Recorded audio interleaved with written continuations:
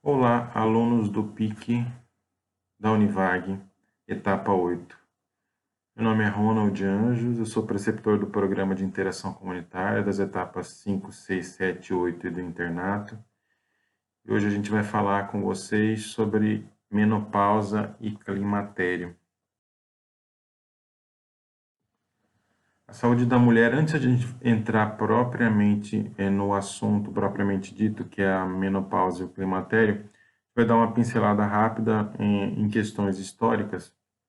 E aí a gente aborda que a saúde da mulher no Brasil foi incorporada às políticas nacionais no início do século XX e a atenção à saúde deste grupo populacional vem seguindo um processo de evolução no qual os antecedentes podem ser considerados a partir da década de 70.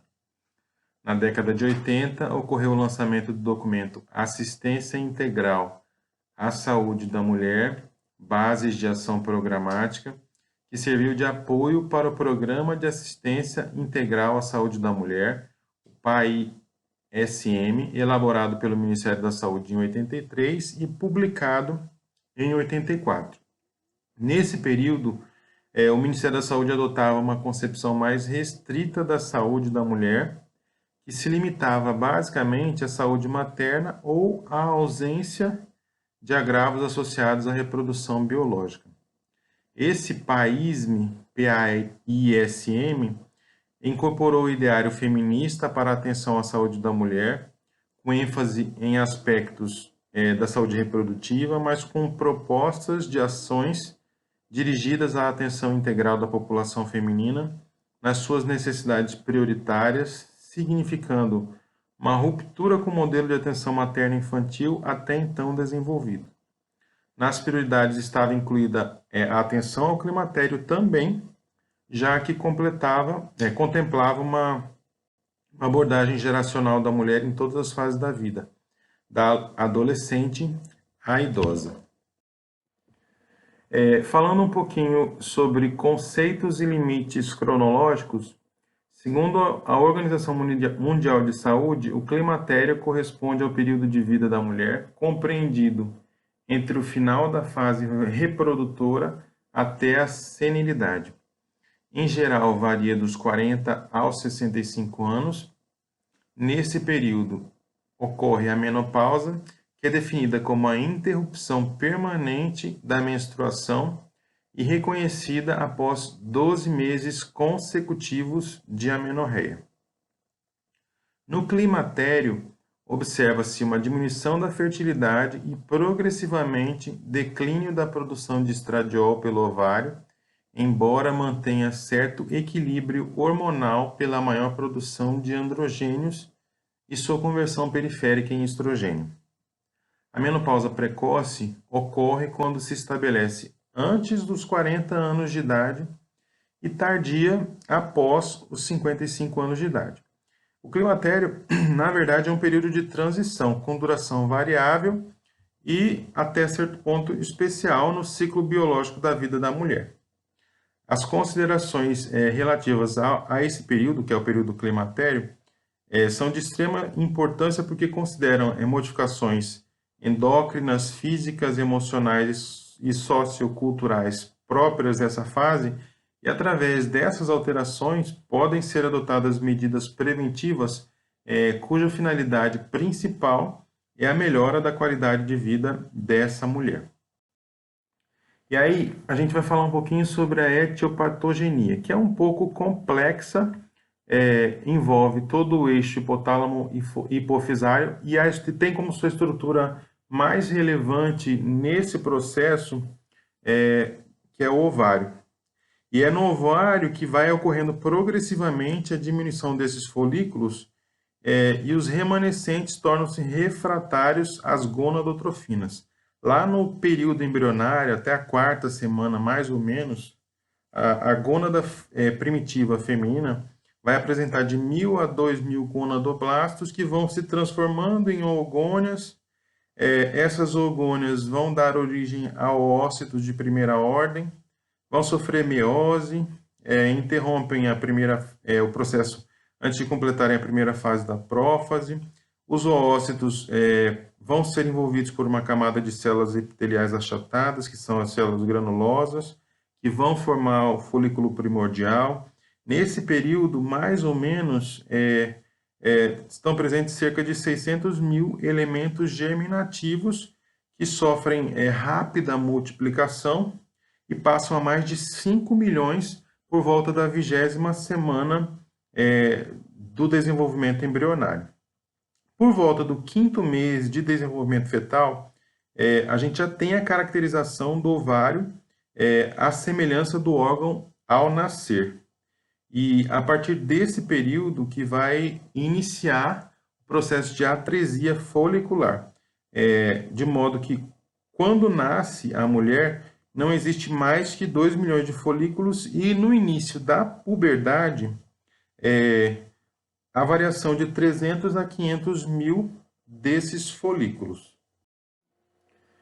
O eixo hipotálamo hipofisário também vai participar desse processo, porque seu envelhecimento acarreta alterações no metabolismo dopaminérgico e diminuição dos receptores estrogênicos. Só para complementar o que eu falei, o que deveria ter complementado no slide anterior, durante o climatério que a gente observa uma redução acentuada dessas células germinativas em unidades foliculares, condição que evolui para o desaparecimento completo dos folículos, que vai determinar a esterilidade definitiva.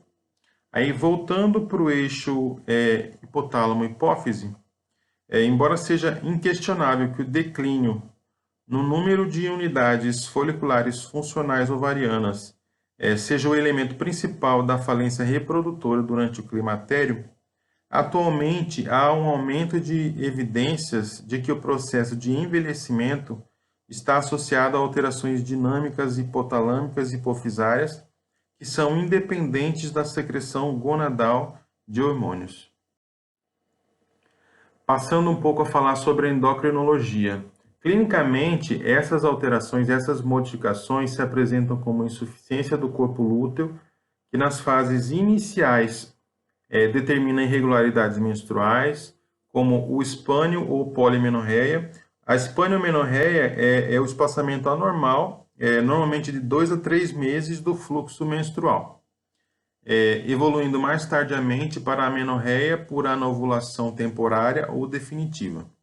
Essas modificações no padrão menstrual, sem dúvida, são muito importantes e atingem o ápice com a amenorreia definitiva, caracterizando a menopausa. Para compensar essas mudanças, a gente tem um aumento da secreção de androstenediona, que é o principal esteroide secretado pelo ovário na pós-menopausa, pelo estroma do ovário e pelas suprarrenais, que irá sofrer conversão periférica para estrogênios, principalmente a estrona. E é no período do climatério que essas alterações endócrinas decorrentes, sobretudo, do declínio da função ovariana, são de extrema importância. Essas mudanças decorrem não somente da falência ovariana, mas também, como foi falado anteriormente, das modificações do hipotálamo e da hipófise. Aí a gente vai entrar um pouco nas manifestações clínicas a curto, médio e longo prazo na menopausa e climatério. A maioria das mulheres vai apresentar algum tipo de sinal ou sintoma no climatério que varia de leve a muito intenso na dependência de diversos fatores.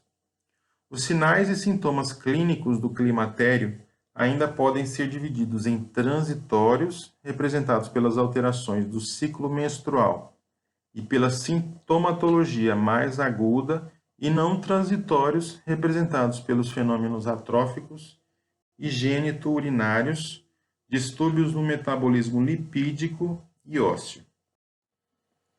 Aí a gente entra nas manifestações clínicas transitórias e vamos comentar primeiro sobre as alterações menstruais. Durante a fase da transição menopausal, os ciclos menstruais apresentam variações na regularidade e nas características do fluxo.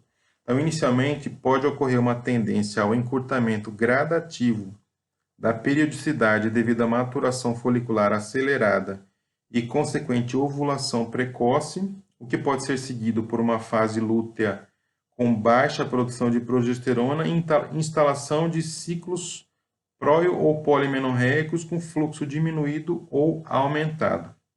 Após esse período, após essa fase inicial, comumente passam a ocorrer ciclos anovulatórios, iniciando-se o maior espessamento entre as menstruações. Isso vai ocorrer em consequência de uma persistência folicular longa, com produção irregular de estrogênios, podendo levar a ciclos espaniomenorreicos e a períodos de amenorreia.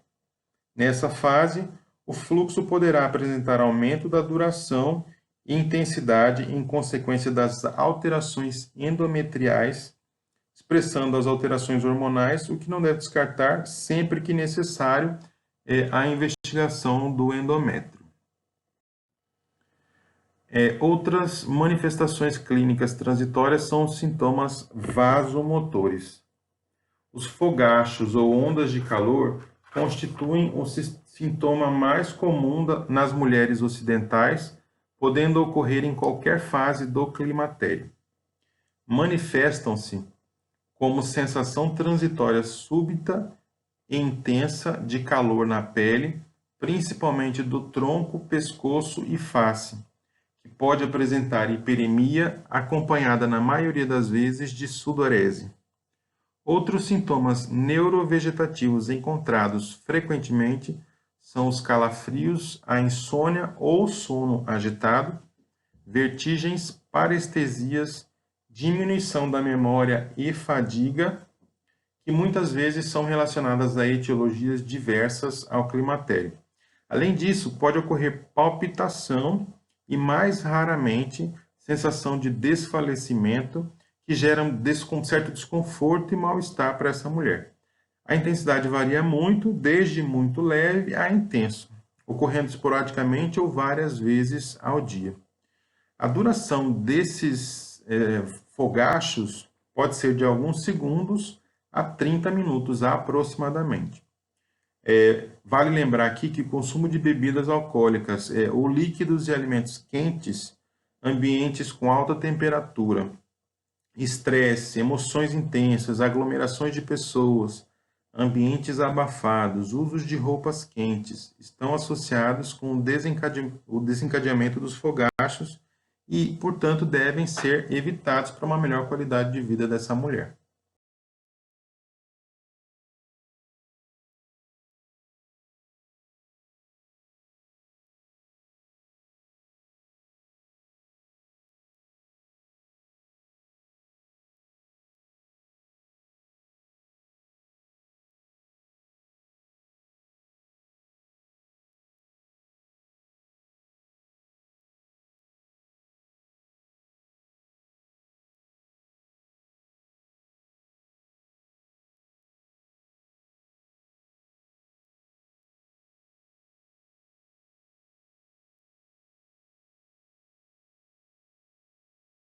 As disfunções sexuais como manifestações clínicas transitórias.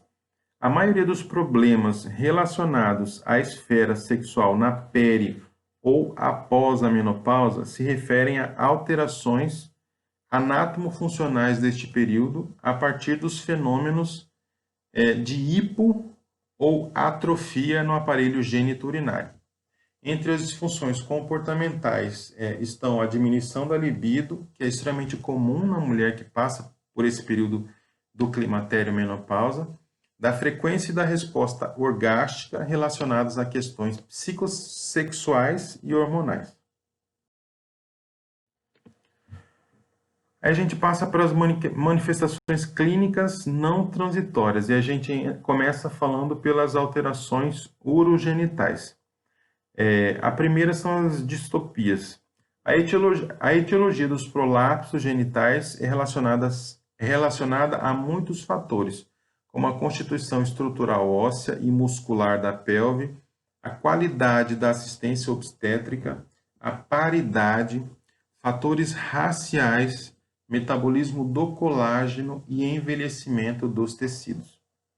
A insuficiência estrogênica relativa que se inicia com o climatério, desempenha um papel relevante para o surgimento ou agravamento das distopias devido à diminuição da elasticidade e hipotrofia músculo-ligamentar. Entre as distopias em seus variados graus estão as cistoceles, uretroceles, retoceles, prolapsos uterinos da cúpula vaginal e enteroceles. Uma outra manifestação clínica não transitória que é extremamente comum é a incontinência urinária ou perda involuntária de urina, que é um sério problema de saúde que afeta milhões de pessoas e pode ocorrer sem qualquer idade. Aliás, pode ocorrer em qualquer idade, tendendo a manifestar-se mais frequentemente no processo de envelhecimento, principalmente nas mulheres. Essa incontinência urinária ocorre devido a diversos fatores, como enfraquecimento do assoalho pélvico, adelgaçamento do tecido periuretral, danos secundários a partos, cirurgias, radiação, tabagismo, obesidade, distúrbios neurológicos, entre outros. Fenômenos atróficos geniturinários. Em relação ao tecido, a mucosa que reveste o aparelho geniturinário, a maioria das mulheres, após esse período da menopausa, apresenta algum grau de adelgaçamento, diminuição de lubrificação e maior fragilidade nas relações sexuais. Sintomas como disúria, síndrome uretral, urgência miccional, infecções urinárias, dor e ardor ao coito sugerem a necessidade de avaliação do grau de atrofia e instituição de tratamento, que pode ser local, preferencialmente, ou sistêmico, quando houver outras indicações e ausência de contraindicações. Distúrbios metabólicos entre as manifestações clínicas não transitórias. Alterações do metabolismo.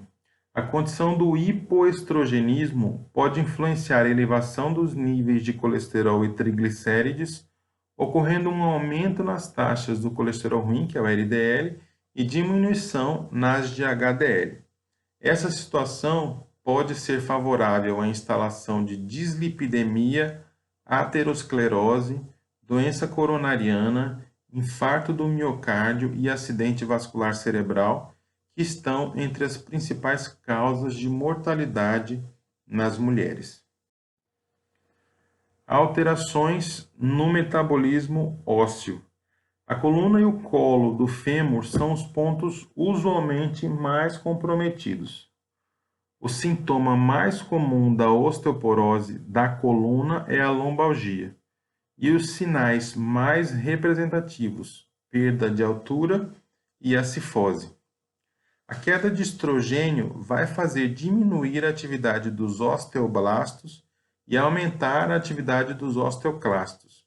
Assim, não se forma osso e, o que é mais importante, a reabsorção.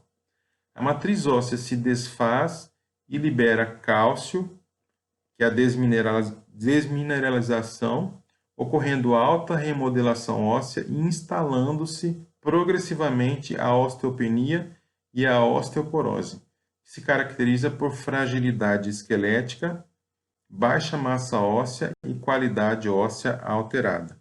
A idade está associada com progressiva rarefação do esqueleto.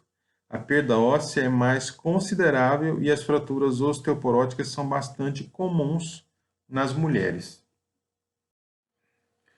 Agora a gente vai falar um pouquinho sobre um tema que ainda, infelizmente, é cercado de muito mito, de muito preconceito, que é a saúde sexual da mulher na menopausa e climatério.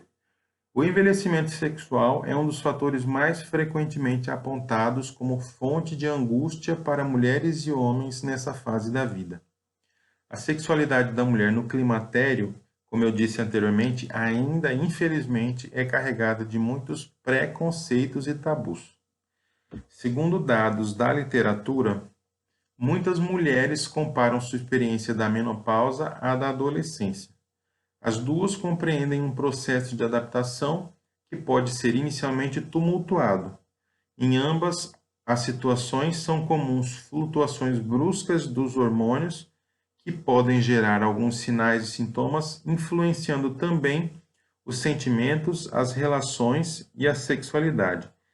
Os conflitos são mais frequentes no Ocidente do que em outras culturas, como a oriental, principalmente devido à desvalorização dos indivíduos mais maduros, que é extremamente comum no nosso meio, incluindo as mulheres após a menopausa.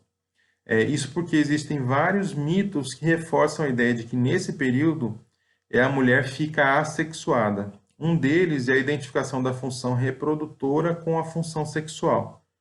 O outro é a ideia de que a atração erótica se faz às custas apenas somente da beleza física associada à jovialidade.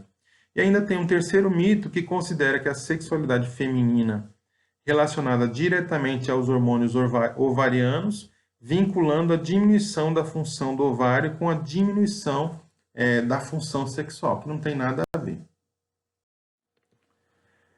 As modificações orgânicas que ocorrem na mulher durante o climatério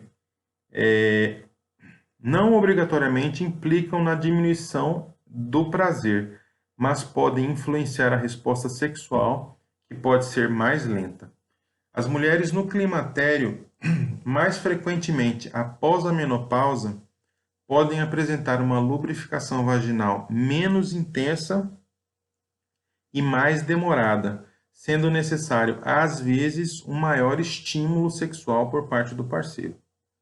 É possível ocorrer também um adelgaçamento dos tecidos vaginais, que pode levar a dor nas relações sexuais, tornando a perspectiva do sexo com penetração motivo de ansiedade e de falta de satisfação. Em outras palavras, as alterações fisiológicas que ocorrem pouco influem sobre a sexualidade. Entretanto, ela pode limitar qualitativa e quantitativamente a resposta erótica. O declínio da função hormonal ovariana no climatério determina modificações significativas nos órgãos genitais internos e externos, que podem influenciar a resposta sexual. O maior efeito da deficiência estrogênica sobre a pelve é a diminuição do fluxo sanguíneo, que pode promover alterações no aparelho genital.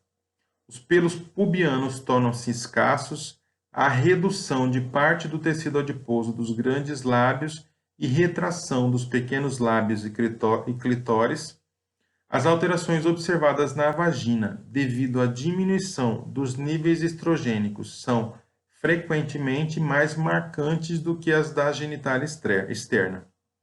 Os sintomas clássicos relacionados com o processo de hipotrofia genital, que podem ocorrer devido ao hipoestrogenismo, são ressecamento vaginal, prurido, irritação, ardência e sensação de pressão. Esses sintomas podem influenciar a sexualidade da mulher, especialmente na relação sexual com penetração, causando dispareunia. Agora a gente vai falar um pouquinho sobre os principais agravos à saúde durante os agravos à saúde mais frequentes durante o período do climatério. A gente começa pelo hipotiroidismo. A insuficiência tiroidiana tem sido cada vez mais comum entre as mulheres, com uma instalação gradativa e muitas vezes não detectada aos exames clínicos, que seria a forma subclínica. Em face de um quadro de indisposição, transtornos menstruais, metabolismo lento com tendência a aumento de peso, obstipação, queda de cabelos, ressecamento de pele, edema palpebral, a gente tem que suspeitar de hipotireoidismo. A forma subclínica vai estar presente em 65% da população feminina a partir dos 65 anos de idade. Doenças cardiovasculares. Vários estudos sugerem que o estradiol apresenta uma função protetora para a doença coronariana. Com a diminuição dos níveis séricos do estrogênio no climatério, os riscos passam a ser semelhantes aos dos homens da mesma faixa etária. embora estes nunca tenham apresentado este fator de proteção e apresentem riscos mais elevados também nessa faixa etária. A obesidade também é um outro agravo comum, frequente durante o climatério. Segundo alguns estudos, o IMC alcança o pico máximo entre os 50 e 59 anos de idade. A mudança no metabolismo que acompanha o climatério ocorre à custa da redução da lipase proteica, responsável, juntamente com o estrogênio, por regular o acúmulo de gordura e sua distribuição nos tecidos. Há uma tendência ao depósito de gordura perivisceral com o desenvolvimento de um padrão androide abdominal de distribuição de gordura.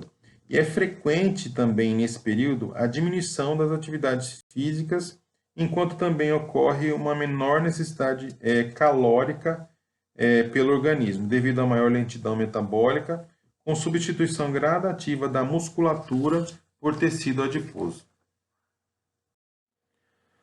Os transtornos psicossociais. Quando ocorrem, os mais frequentes são tristeza, desânimo, cansaço, falta de energia, humor depressivo, ansiedade, irritabilidade, insônia, déficit de atenção, concentração e memória, anedonia, diminuição da libido. Só para lembrar, esses sintomas variam na frequência e intensidade de acordo com os grupos etários e étnicos, além da interferência dos níveis social, econômico e educacional. Alterações gastrointestinais. No climatério, podem ocorrer algumas queixas relacionadas ao trato digestivo que não apresentam relação direta com o hipoestrogenismo, mas interferem na qualidade de vida das mulheres nessa fase. São elas: a síndrome da boca dolorosa, que nada mais é do que o desconforto na língua ou mucosa oral, sem outras alterações clínicas. Ela é mais comum em tabagistas ou usuárias de antidepressivos. O tratamento é no sentido de estimular as glândulas salivares por meio do aumento da ingesta hídrica e uso de goma de mascar. Uma outra alteração gastrointestinal importante é o refluxo gastroesofágico. Devido à idade e mais comumente em obesas, ele vai ocorre a gradativa incompetência do esfíncter esofágico inferior. Os principais sintomas são pirose e regurgitação ácida, além de tosse, laringite e dor torácica encontradas com menor frequência. O tratamento é feito por meio de substituição de medicamentos que agravam o refluxo e uso de medicações antissecretoras gástricas, podendo chegar ao tratamento cirúrgico nos casos em que não houver resposta satisfatória. Por último, a dispepsia, que é definida como dor ou desconforto no abdômen superior, associada ou não a pirose, náuseas, vômitos e empachamento pós-prandial. Ela pode ser funcional, tratada através de bloqueadores de H2, procinéticos ou inibidores da bomba de prótons, ou orgânica relacionada à úlcera péptica e a lesões provocadas por medicamentos. Alterações urogenitais seriam as distopias e a incontinência urinária. Entre as distopias, em seus variados graus, estão as cistoceles, uretroceles, retoceles, prolapsos uterinos da cúpula vaginal e enteroceles. Já foram abordados anteriormente. Alterações da saúde bucal. Mudanças nos níveis hormonais que podem afetar as glândulas salivares, deixando-as durante o período do climatério, tanto antes quanto após a menopausa, com uma sensação constante de secura na boca. Com a diminuição da produção do estrogênio, observamos alterações na absorção de cálcio da dieta e um aumento dos níveis de cálcio na urina. Isso vai fazer com que esses fatores sistêmicos interajam com fatores locais, aumentando o padrão de perda óssea alveolar, que seria a doença periodontal.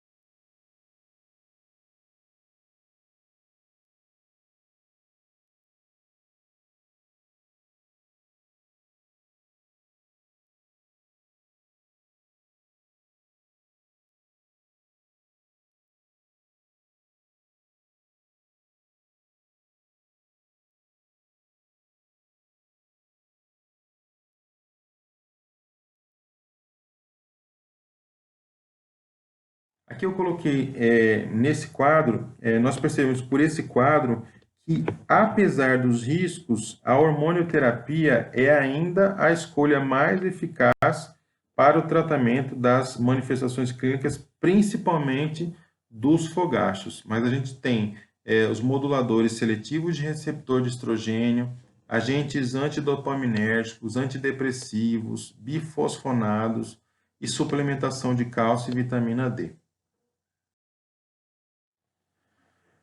Falando um pouquinho sobre a terapia hormonal, o tratamento pela administração de hormônios visa em especial combater os sintomas vasomotores, o ressecamento vaginal e da pele, preservar a massa óssea, melhorar o sono, impedir a deterioração da função cognitiva e estimular a libido.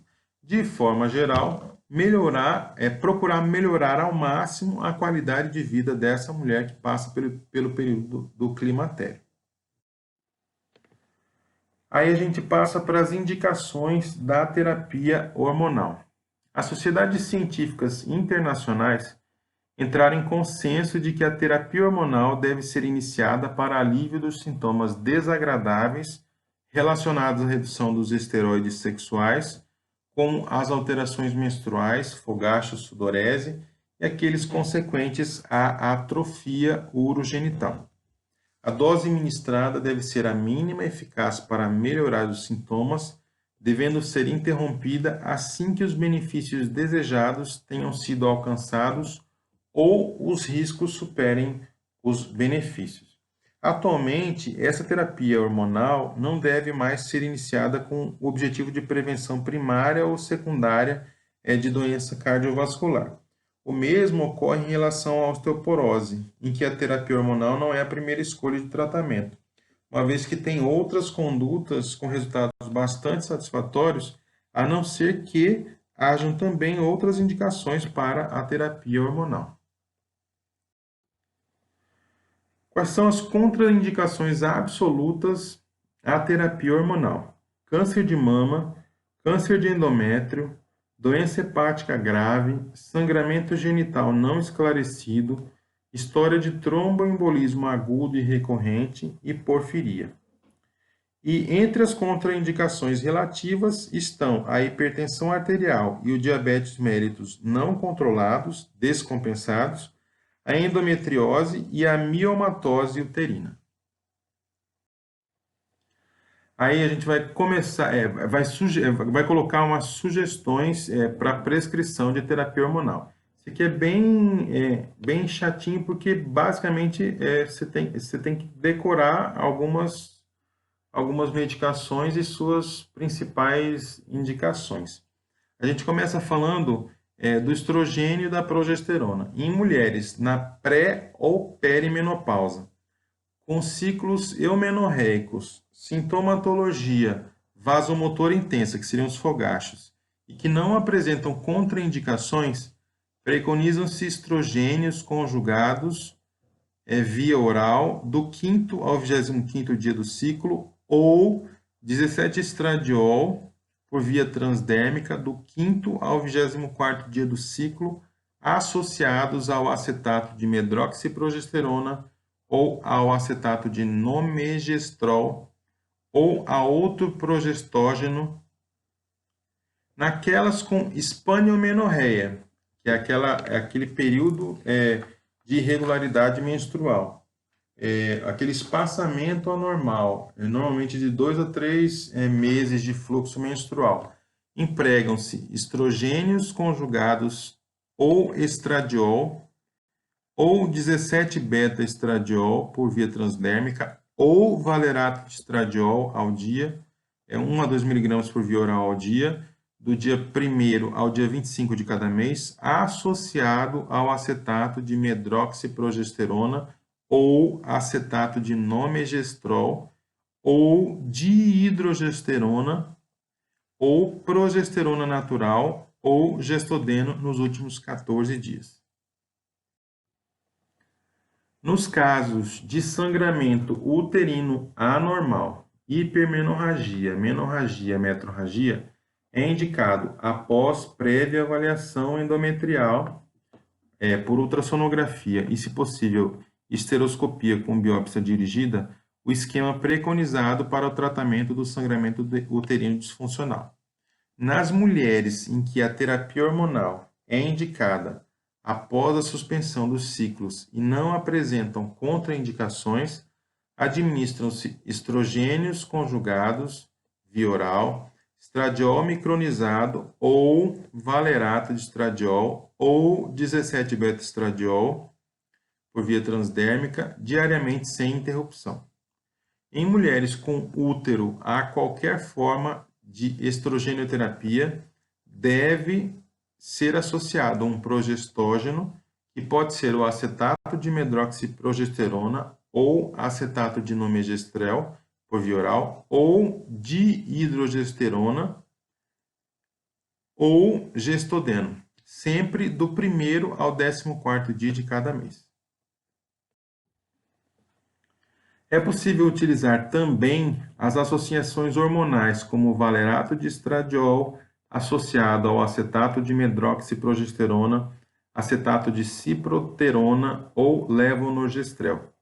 Estrogênios conjugados associados a acetato de medroxiprogesterona, estradiol associado ao acetato de noretestosterona, dihidrogesterona, trimegestona, drosperinona ou gestodeno, todos por via oral. 17-beta-estradiol, associado ao acetato de noretestosterona por via transdérmica, entre outras associações. Para mulheres esterectomizadas, preconiza-se apenas o uso de estrogênios conjugados por via oral ou 17-beta-estradiol por via transdérmica ininterruptamente. As mulheres com atrofia urogenital, vaginite atrófica, síndrome uretral ou incontinência urinária e sem as demais indicações de terapia hormonal sistêmica, recomenda-se o uso exclusivo da estrogenoterapia tópica vaginal. Utilizam-se estriol ou promestrieno. Quando a atrofia for intensa e houver urgência nos resultados, pode ser utilizado creme à base de estrogênios equinos conjugados.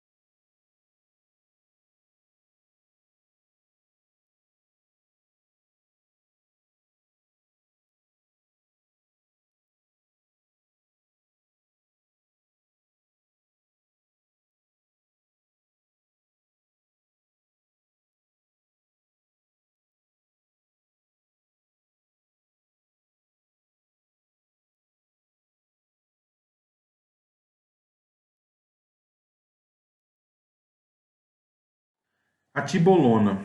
Estudos clínicos mostram benefícios com o emprego da tibolona, que é um derivado noresteroide, com efeito antigonadotrófico, progestacional, androgênico e estrogênico, não apenas sobre os sintomas climatéricos e na massa óssea, como também sobre a sexualidade. Aí a gente vai passar por um tratamento medicamentoso não hormonal. O tratamento medicamentoso não hormonal pode melhorar os sintomas vasomotores, sobretudo quando leves ou moderados. As mulheres com quadros de ansiedade e ou depressão, relacionados ou não ao climatério, podem se beneficiar também com esses recursos. As principais indicações dessa modalidade terapêutica são: para mulheres que não desejam a hormonioterapia, para mulheres que apresentam efeitos colaterais durante a terapia hormonal, contraindicações à terapia hormonal, para mulheres sintomáticas em que a resposta à terapia hormonal é insatisfatória. As opções atualmente disponíveis no mercado são os agentes antidopaminérgicos, antidepressivos, hipnossedativos, vasoativos e os que atuam no eixo hipotalâmico e hipofisário. Como eu coloquei aqui, a classe de medicamento, o fármaco, a dose e o mecanismo de ação. Aí a gente passa para os principais fitoterápicos utilizados no climatério. A fitoterapia, na atualidade, tem se mostrado como uma importante opção terapêutica no climatério, especialmente no tratamento da sintomatologia associada.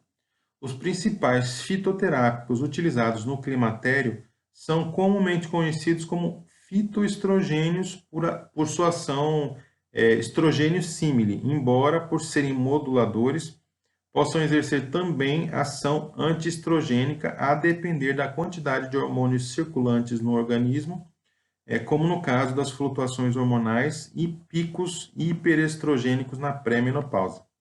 É necessário, para otimizar os efeitos dessas medicações fitoterápicas, que no início do tratamento seja corrigida a eventual desbiose, que é caracterizada por má digestão, má absorção dos alimentos, constipação e gases intestinais.